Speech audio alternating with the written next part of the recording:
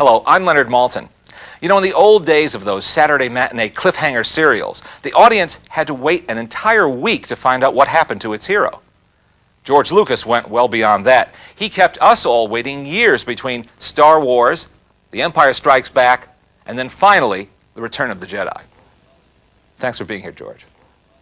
By the time you got to episode 3, did anything from public feedback or from your own second thoughts change your vision of what the third installment should be? Or is it the way you thought it always would turn out?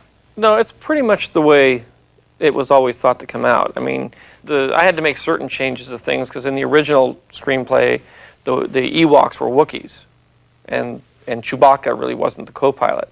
So, and so when I did the first film, I loved the Wookiee so much, I said, well, I got to get a Wookiee in here, even though, because those may never get done. So I took the Wookiee out of the battles and made him the co-pilot. Because originally they were sort of a primitive race of people who couldn't fly or couldn't do anything, and because that was the whole point. And so I had to figure out how I was going to do Wookiees, and I basically cut them in half and called them Ewoks. But it was you know, a lot of that stuff is all there. But in the original, it was a ground battle and an air battle all together. How did you ever think of Jabba the Hutt? Well, Jabba, it's one of those things I needed a gangster. I mean, he was in the first film, and in the you know, in the special edition, we're putting back a lot of material with Jabba the Hutt in the first film, in the very first one that we did, and so he was in that. You know, he's this big gangster, and it wasn't until a little later that we actually, because we couldn't do that sequence because we didn't have the time, but. When we got to the third one and Jabba appeared, then we did this whole thing of designing that one as a big, kind of repulsive character, and you know, we had a lot of designers coming up with various versions of Jabba the Hutt. Was it a conscious decision to move a good chunk of the action for Part 3 into an earthly outdoor terrain? It's so different from anything you see in the first two films. Well, it was. I'm very conscious of the environments. And I try to have at least 3 environments in a movie, and I try to have them as different as possible. And then from movie to movie, I try to have the environments as different as possible. You know, in the first movie, we were on a sand thing. It was all kind of a brown color. And so then on the second one, I put in the snow, and it was all kind of white. And then I did the green, you know, swampy kind of thing. And the third one, you know, you're sort of, I mean, what can you do in terms of environments? You have to shoot it somewhere on this earth. Unfortunately, we can't go somewhere else. So, you know, a forest was really about the only thing I had left. And originally, even with the Wookiees, the Wookiees lived in a forest environment. They lived in the same kind of tree houses, and they did that, you know, they were sort of earth people.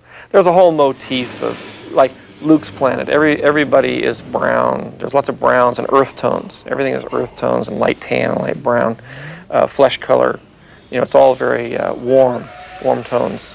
And then when you go to the Death Star, it's all black and white. Everything is black and white all the time. I mean, it's all very harsh and contrasty in black and white. And I use that a lot. And so in the large arc, it was the same way. You know, it was, you know, where the Wookiees lived, it was all sort of green and brown. You know, I added that in. It sort of was a motif that went from, you know, sort of a tan brown to a green brown. And so that sort of still exists in the actual film. It's there's a whole color and environment motif that goes through, and the good guys are all the earth colors, and the bad guys are all colorless. Your many fans, and there are many avid fans, as you know, of the Star Wars trilogy, are wondering about the next 3 films. And why is it taking so long? Why does it take so long? And how long will it take? Well, I'm working on the next 3 films, and I am in the process of writing the 3 screenplays now, and it takes a while to write the screenplays. To write the first Star Wars took me about 2 years, so I'm writing 3 scripts at once. It won't take that long, but it takes a long time to prep them, and hopefully we'll have one finished for 98. If not, it'll be 99. But we're doing all 3 at once. I'm writing all 3 at once, and the first 3 are based on the backstory that relates to where everybody came from, how they got there, what their relationships are. Has this backstory been in your head all along from the inception? Or? Yeah. I mean, I had to do the backstory in order to write the first 3. I had to know where Darth Vader came from. I had to know what his relationship to Luke was. I had to know how Ben Kenobi figured in all of this. You know, and I had to realize that I had to understand that there were twins, and the whole arc of the story in the three that are out there now is really the redemption of Anakin Skywalker. And so the first three are really, that I'm writing now, are really about Anakin Skywalker. So now you have a redemption of somebody that you don't really even know. He's just always in a black suit. But you don't know how he fell from grace and the trauma that went through to get him to there, and then his son brings him back. But it's, you know, and the real story hasn't even been told yet. What would it take to persuade you to go back onto a soundstage and direct a film yourself? Well, I'd like to direct again. I mean, I'm very interested and still in directing, and there is a possibility I may direct one of the next Star Wars. If I do direct again, it'll be the first one, so that I can set the stage and you know, how everything works for the other directors to follow. But as we approach the millennium, we can look forward to the prequel trilogy. Definitely.